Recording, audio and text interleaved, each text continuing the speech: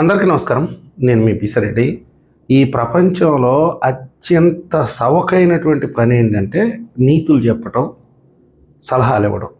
వీటన్నిటికీ పెద్ద ఖర్చేం లేదు. ఈజీగా చెప్పేసేయచ్చు. ఎదుటి వాళ్ళకి నీతులు చెప్పచ్చు, సలహాలు ఇవ్వచ్చు. నేను ఎందుకు ఈ మాట అంటున్నానంటే, ప్రశ్న రావణ్ ఉపా చట్టం కింద అరెస్ట్ అయిన తర్వాత పెద్ద మనుషులు మొత్తం రంగంలోకి దిగిపోయారు. వీళ్ళు చెప్పేది ఏంటంటే, ఈరోజు మీరు ప్రశ్న రావణ్ మీద ఉపా యాక్ట్ కింద అరెస్ట్ చేసి రిమాండ్కి పంపించారు. రేపు జగన్మోహన్ రెడ్డి గారు అధికారంలోకి వస్తే తెలుగుదేశం పార్టీ వాళ్ళ మీద కూడా ఉపా చట్టం పెట్టే అవకాశం ఉంది. మీరు దారి చూపించారు జగన్మోహన్ రెడ్డి గారికి అని వీళ్ళు ఇండైరెక్ట్గా బ్లాక్మెయిల్ చేస్తున్నారు. వీళ్ళంతా తెలుసుకోవాల్సినటువంటి విషయం ఏంటంటే, ప్రశ్న రావణ్ని అరెస్టు చేసినా చేయకపోయినా, వైఎస్ఆర్సీపీ కార్యకర్తలని కంట్రోల్ చేసినా చేయకపోయినా, వైఎస్ఆర్సీపీ నాయకుల మీద చర్యలు తీసుకున్నా తీసుకోకపోయినా, చివరికి జగన్మోహన్ రెడ్డి గారిని అరెస్ట్ చేసినా చేయకపోయినా, ఈ రాష్ట్రం కర్మగాలి, మా కర్మ కాదు, ఈ రాష్ట్ర ప్రజల కర్మగాలి. జగన్మోహన్ రెడ్డి గారు కనుక మళ్ళీ అధికారంలోకి వస్తే దాదాపుగా 5 నుంచి 10,000 మంది తెలుగుదేశం పార్టీ కార్యకర్తలు అయిపోతారు అంతే. ఈ భూమి మీద కూడా ఉండరు వాళ్ళు.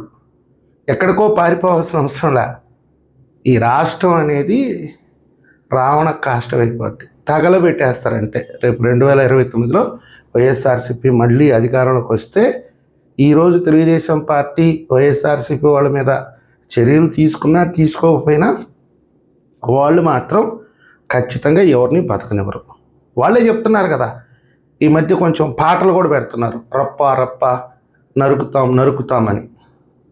వాళ్ళు పబ్లిక్గా చెప్తున్నప్పుడు ఇందులో మళ్ళీ మీరు మాకు చెప్పేది ఏంటి సలహా అంటే, వీళ్ళ ఉద్దేశం ఏంటంటే, ప్రతిపక్షంలో ఉన్నప్పుడు జగన్మోహన్ రెడ్డి గారు అధికారంలో ఉన్నాడు కాబట్టి మీరు ఒళ్ళు దగ్గర పెట్టుకొని మాట్లాడండి. అధికారంలోకి వచ్చిన తర్వాత రేపు మళ్ళీ జగన్మోహన్ రెడ్డి గారు అధికారంలోకి వస్తాడు కాబట్టి ఒళ్ళు దగ్గర పెట్టుకుని మాట్లాడండి. అంటే వీళ్ళకేం నొప్పి లేదు. ఎందుకు? వీళ్ళ కుటుంబాల మీదకి ఎవరు పోరు. మేమంతా న్యూట్రల్ జర్నలిస్టులమి, న్యూట్రల్ మేధావులమి, మేము ఎక్కడైనా తప్పు జరిగితే ఎత్తి చూపిస్తాం, ఇండైరెక్ట్గా వైఎస్ఆర్సీపీ పార్టీ ఆఫీస్కి స్క్రిప్ట్ పంపిస్తాం, వాళ్ళతో మాకు సన్నిహిత సంబంధాలు ఉన్నాయి, ఇవన్నీ వీళ్ళే పబ్లిక్గా చెప్పుకుంటారు. మనమేం కాదనట్లేదు, ఉండొచ్చు ఉండకపోవచ్చు, మనకు అనవసరం. వాళ్ళతో రిలేషన్ పెట్టుకుంటే మాకు వచ్చే నష్టం లేదు, లాభం లేదు.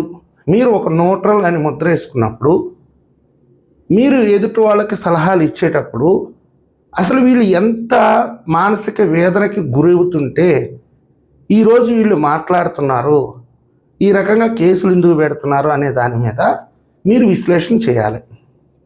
ఇప్పుడు ఎగ్జాంపుల్ కిరా కార్పి గారు అంత గట్టిగా మాట్లాడుతున్నాడంటే, ఆయన కుటుంబాన్ని ఎన్ని రకాలుగా ఎంత మానసిక వేదనకు గురి చేసి ఉంటారు. ఎవరన్నా తెలుసుకుంటున్నారా? ఎందుకని? బయటపడి చెప్పుకోవట్లేదు కాబట్టి. ఈ మధ్య ఏకంగా పొట్టేలు బొమ్మలకి వాళ్ళ తలకాయలు తగిలిచ్చి, మేము అధికారంలోకి వస్తే నరికేస్తాం సీమరాజు అని, తర్వాత వచ్చి ఆ కిరా కార్పిని, ఇంకొక వ్యక్తిని 3 ఫోటోలు పెట్టి వాళ్ళు ఫేస్బుక్లో పోస్టులు వేస్తున్నారు వాళ్ళు. మరి ఇప్పుడు కూడా కేసులు ఏం పెట్టట్లేదుగా. కిరా కార్పి ఎవరి మీద కేసులు పెట్టట్లేదు. సీమరాజు అంటే ఆయన వైఎస్ఆర్సీపీ అంతర్జాతీయ ప్రధాన కార్యదర్శి కాబట్టి వాళ్ళ పార్టీ వాళ్ళ మీద ఆయన కేసులు పెట్టుకోడు. ఇప్పుడు నా విషయానికి వస్తే నన్ను ఎన్ని రకాలుగా ఇబ్బందులు పెట్టాలో, అంటే నేను నిజంగా ధైర్యంగా ఈ రోజు కూడా నిలబడి మాట్లాడుతున్నానంటే నా గుండె ఎంత గట్టిదో మీరు అర్థం చేసుకోండి. కులపరంగా, వ్యక్తిత్వాన్ని, కుటుంబాన్ని. ఒక 2 అంశాలు చెప్తాను మీకు. ఒకడు కామెంట్ పెడతాడు రెగ్యులర్గా, నీ వయసును బట్టి నీ కూతురు వయసు 16-17 సంవత్సరాలు ఉండొచ్చురా, నేను ఓపెనింగ్ చేస్తా. నీ పెళ్ళాం వయసు ఒక 35-45 ఉంటుంది, సరైన వయసులో ఉంటుంది, నాకు ఎక్స్పీరియన్స్ వస్తుంది, పంపిస్తావా? ఇవన్నీ మా కుటుంబ సభ్యులు చూడరా అండి? వాళ్ళు ఎంత మానసిక క్షోభకు గురవుతుంటారో, ఎన్ని రకాలుగా నాకు సర్ది చెప్పే ప్రయత్నం చేస్తారో, ఎక్కడో ఒక దగ్గర మాకు బాధ వేసి ఆ తిరిగి ఒక్క మాట అంటే వీళ్ళకు నొప్పి వచ్చేస్తుందండి. వీళ్ళకు తెగ బాధపడిపోతున్నారు. మీరు సంస్కారవంతంగా మాట్లాడండి, మీరు అణిగిమణిగి మాట్లాడండి. అదేమంటే పార్టీలకి బానిసత్వం చేయకండి. ఒక పార్టీ కార్యకర్త అంటే ఆ పార్టీకి బానిసేరా బాబు. మీరు ఎలా జర్నలిజం చదివారో, మీరు ఎలా మేధావులు అయ్యారో నాకు అర్థం కావట్లేదు. ఒక పార్టీ కార్యకర్త, ఒక పార్టీ అభిమాని అంటే ఆ పార్టీకి ఆడు బానిసే. అక్కడ నాయకుడు అంటారు, కార్యకర్త అంటారు. నాయకుడు చెప్పిందే వినాలి కార్యకర్త.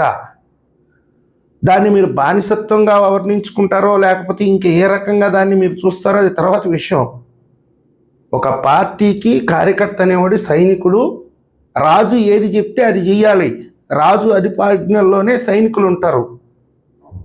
ఇది తెలియకుండా అంటే ఇండైరెక్ట్గా మమ్మల్ని అవమానించటం. మీరు పార్టీలకి బానిసత్వం చేయబాకండి. నోటికి ఎంత వస్తే అంత మాట్లాడొద్దు. ఎదుటి వాళ్ళ వ్యక్తిత్వాన్ని గౌరవించండి. మా వ్యక్తిత్వాన్ని దెబ్బతీసినప్పుడు మాత్రం ఈ మేధావుల నోళ్ళు పెగలవు.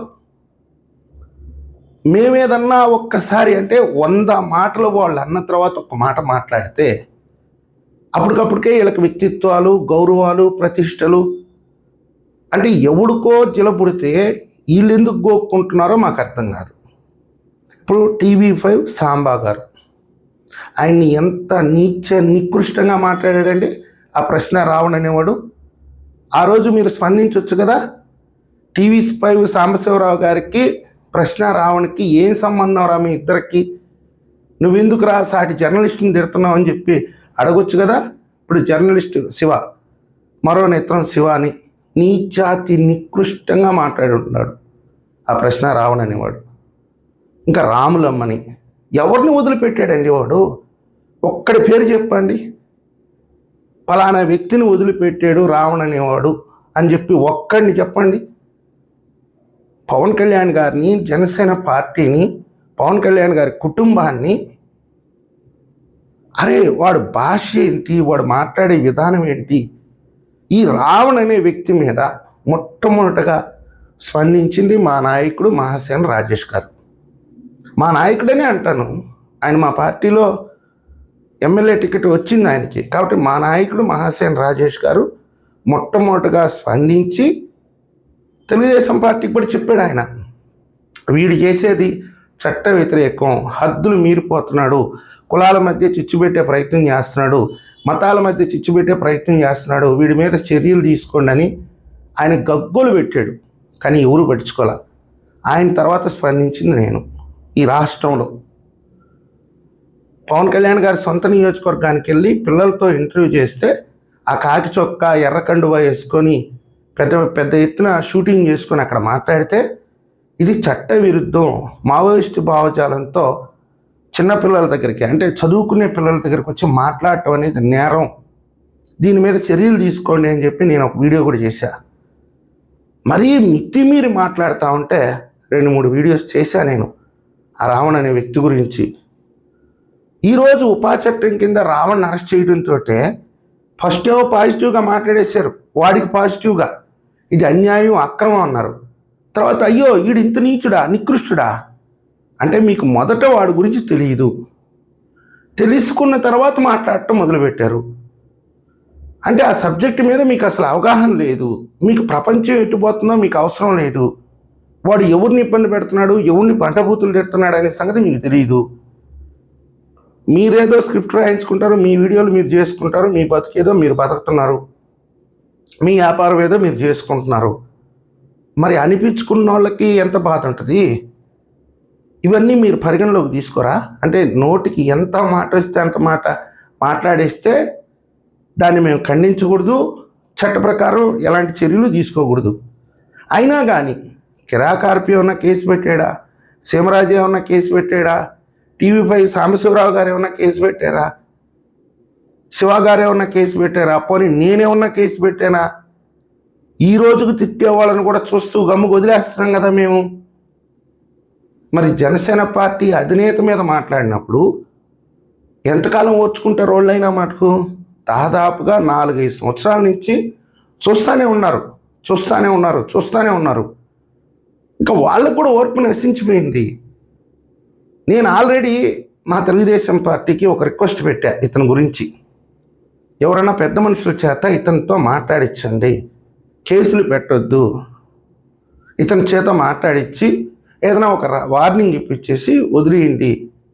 జనసేనతో నాకు కమ్యూనికేషన్ లేదు, నేను ఇప్పటికే పోరాడుతున్నా, జనసేనతో ఎవరైనా తెలిసిన వాళ్ళు ఉంటే వాళ్ళతో కమ్యూనికేట్ చేసుకున్నాను.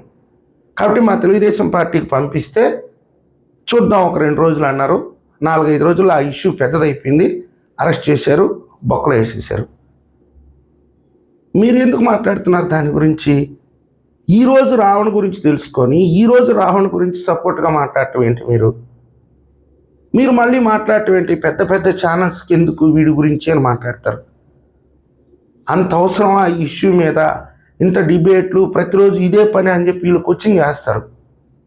కానీ అదే పెద్ద ఛానల్స్ గురించి ఆ జోసెఫ్ అనేవాడు ఏ విధంగా మాట్లాడున్నాడో కూడా మీరు తెలుసుకుంటే, మిమ్మల్ని ఏదన్నా ఒక్క మాట ఏదో పొరపాటుగానో ఫ్లోలోనో ఒక మాట అన్నాం అనుకో, ఒంటి కాలు మీద వచ్చేస్తారు, మీ అంతు చేస్తాం, అది చేస్తాం, ఇది చేస్తాం.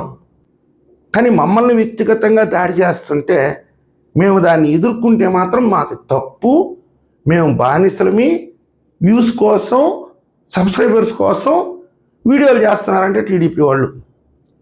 అంటే వీళ్ళు మాత్రం వ్యూస్ కోసం కంటెంట్ చేయట్లా, ప్రైవేట్లో పెట్టుకుంటున్నారు, వీడియోస్ చేసేసుకొని ప్రైవేట్లో పెట్టుకుంటున్నారు. వీళ్ళు మాత్రం సబ్స్క్రైబర్స్ కోసం కంటెంట్ చేయలా, వీళ్ళు మాత్రం డబ్బుల కోసం సోషల్ మీడియాలో ఉండట్లా. వీళ్ళంతా దాన ధర్మాలు చేసేస్తున్నారు, వచ్చిన డబ్బు అంతా తెల్లారిపోయి అనాథాశ్రమాలకు రాసిచ్చేస్తున్నారు. మేము మాత్రమే వ్యూస్ కోసం, సబ్స్క్రైబర్స్ కోసం, పార్టీలో బానిసత్వం కోసం, పదవుల కోసం పనులు చేస్తున్నాం. ఎవరికి ఇచ్చాడయ్యా చంద్రబాబు నాయుడు గారు పదవులు? ఒకసారి చెప్పాలా? ఆ ప్రశ్నించేటటువంటి మేధావుల్ని నేను అడుగుతున్నాను. చంద్రబాబు నాయుడు గారు ఈరోజు ఎదుర్కొనే ఎంతమందికి పదవులు ఇచ్చాడో మీరే చెప్పండి. ఒకవేళ చంద్రబాబు నాయుడు గారికి అలాంటి ఉద్దేశం ఉన్నా కానీ మీరే బోగస్ సర్వేలన్నీ చెప్తున్నారు కదా, పలానోడికి పదవి ఇస్తే బాగుంటుంది, పలానోడికి పదవి ఇస్తే బాగుంటుంది అని చెప్పి మీరే అమ్ముడు పోయి, అంటే నేను అంటున్నా అమ్ముడు పోయి అని ఆరోపణే చేస్తున్నా. వాడి దగ్గర 10 లక్షలు 20 లక్షలు తీసుకొని వాళ్ళని హైలైట్ చేస్తున్నారు కదా, కష్టపడే కార్యకర్తలను నొక్కిపారేస్తున్నారు కదా. వాడి గురించి ఎప్పుడు మీరు మాట్లాడట్లేదు కదా. మీరు డబ్బులు తీసుకోవట్లేదు, మీరు నిజాయితీ పరులు, నేనేం కాదనట్లా. మరి ఇప్పుడు మీకు ఆ ప్రాణం చివుక్కని ఉంటుంది కదా.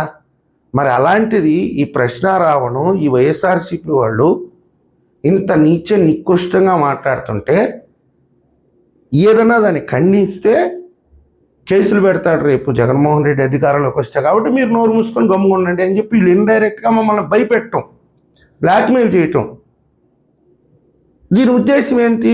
మీరు జగన్మోహన్ రెడ్డి గారికి ఊడిగం చేస్తున్నారు, అంతే కదా. ఇంకా లేకపోతే మీకెందుకు ఈ పార్టీ అంతర్గత విషయాలు, ఈ కొట్లాటలతో మీకేం సంబంధం? నీతులు చెప్పదలుచుకుంటే 2 చెప్పండి. ఆ రోజు మీరు పచ్చిబూతులు తిట్టారు అధికారాన్ని అడ్డం పెట్టుకొని, ఈరోజు వీళ్ళు అధికారంలోకి వచ్చారు కాబట్టి మిమ్మల్ని తిడుతున్నారు. తప్పదురా అయ్యా, మీరు చేసిన కర్మకి ప్రతిఫలం అనుభవించాల్సిందే అని చెప్పి ఒక ధర్మమూర్తిగా, న్యాయమూర్తిగా చెప్పండి, స్టేట్మెంట్ ఇవ్వండి. అంతేగాని ప్రతిపక్షంలో ఉన్నప్పుడు తిట్టించుకోండి, అధికారంలో ఉన్నప్పుడు కూడా తిట్టించుకోండి. అయినా మేమేం తిడుతున్నాం? వాళ్ళు తిట్టినట్టుగా ఏం తిట్టట్లేదు కదా, వాళ్ళు మాట్లాడినట్టుగా మేము మాట్లాడట్లేదు కదా. పని మేము మాట్లాడాలన్నా కానీ వాడు కూడా మాకు తెలియదు కదా. వాడు ఒక ఫేక్ ప్రొఫైల్తో వస్తాడు, ఫేక్ మెయిల్ ఐడితో వస్తాడు, కింద ఒక బూత్ కామెంట్ పెట్టేస్తాడు, తర్వాత వాడు ప్రొఫైల్ని హైడ్ చేసుకుంటాడు. సో పెద్ద మనుషులకి నేను చెప్పేది ఏంటంటే, మీకు సంబంధం లేని విషయాల్లో ఏలు పెట్టి వాసన చూస్తే ఆరోపణలు మీ వైపే వస్తాయి. ప్రశ్నారావణతో మీకు సంబంధాలు ఉన్నాయని చెప్పి చాలామంది ఎందుకు మాట్లాడుతున్నారు? మీరు ఉచిత సలహాలు ఇస్తున్నారు కాబట్టి, మీరు అనవసరమైన విషయాల్లో జోక్యం చేసుకుంటున్నారు కాబట్టి, మీరు భయపెడుతున్నారు కాబట్టి మా లాంటి వాళ్ళని. నీకేమన్నా వాడితో సంబంధం ఉందా? వాడు ఏమన్నా నీకు కంటెంట్ ఇస్తున్నాడా? లేకపోతే వాడు ఏమన్నా డబ్బులు ఇచ్చి నీ చేత మాట్లాడిస్తున్నాడా, లేకపోతే నువ్వేమన్నా వాడికి డబ్బులు ఇచ్చి వాడి చేత మాట్లాడిస్తున్నావా అని చెప్పి ఈరోజు మేధావుల్ని, కొంతమంది జర్నలిస్టుల్ని ప్రశ్నిస్తున్నారు. కాబట్టి ఈ విషయానికి మీరు ఎంత దూరంగా ఉంటే మీకు కూడా అంత మంచిది. నీతులు చెప్పొద్దు, మీ వ్యాపారాలు మీరు చేసుకోండి. మీ అభిప్రాయాన్ని కూడా కామెంట్ రూపంలో తెలియజేస్తారని నేను ఆశిస్తున్నాను. ఈ వీడియో మీకు నచ్చితే లైక్ చేయండి, సబ్స్క్రైబ్ చేయండి. ధన్యవాదాలు.